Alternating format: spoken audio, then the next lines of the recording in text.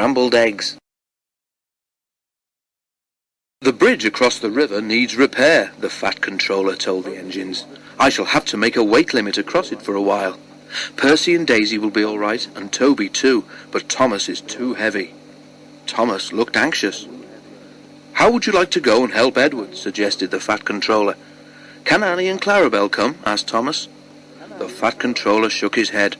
"They'll be needed here, I'm afraid," he said.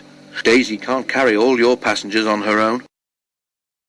Percy promised to look after Annie and Clarabel, but they were sorry to see Thomas go.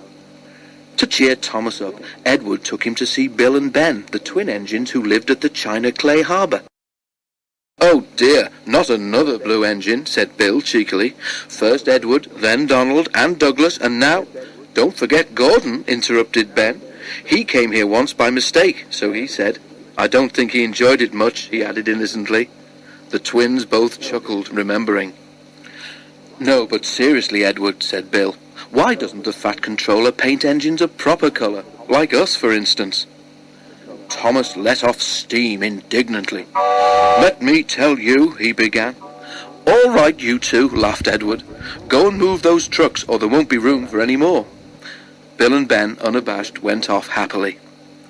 "You just don't have to take them too seriously," explained Edward. Thomas smiled ruefully. "I wish I knew how you deal with them," he said. Near the harbour, the line crossed a lane. The crossing had no gates. The lane led to a farm which made butter and supplied eggs and milk to shops in the town. One morning, the farmer had difficulty starting his lorry.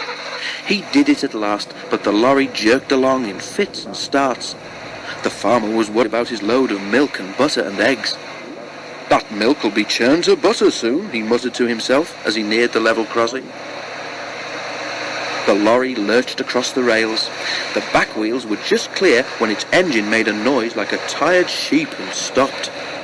The back of the lorry was still jutting out over the railway line. The farmer struggled to start it again, but it would not go. He had just got down to telephone for help when he heard a train approaching. Thomas wasn't going fast. When he saw the lorry, he set his brakes hard, but he couldn't stop. He hit the lorry with a loud crash. The force of the blow spun the lorry round. Splintered wood flew everywhere, and eggs, butter, and milk were catapulted over Thomas. "Ugh!" he exclaimed and stopped. "Just look at my poor old lorry," said the farmer, emerging from behind the hedge where he'd been sheltering. "What a way to make an omelette!" The driver made sure that Thomas wasn't hurt, then stood back and surveyed the mess.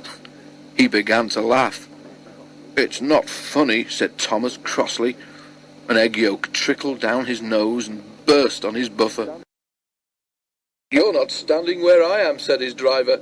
"You look just like a scrambled egg, Thomas." "Well, if a scrambled egg feels as sticky and wet as I do, then it's very uncomfortable," said Thomas. "Please clean me." Both driver and fireman tried hard, but the heat of Thomas's boiler had cooked the eggs, and they were stuck fast. "Sorry, Thomas," said his driver at last. "We can't block the line any longer. We shall have to go on." At the end of the line, Thomas was taken to Bill and Ben's yard to be cleaned. The twins were there. "Hello," said Ben. "What's this?" "Must be a new engine," said Bill. Ben inspected the arrival carefully. "No, Bill," he said, "that's not a new engine. It's Thomas." "But it's our colour, Ben, and Thomas doesn't think our colour is proper for an engine." They heard a grinding noise. "Are your joints stiff, Bill?" asked Ben. But it wasn't Bill's joints. It was Thomas, gnashing his teeth.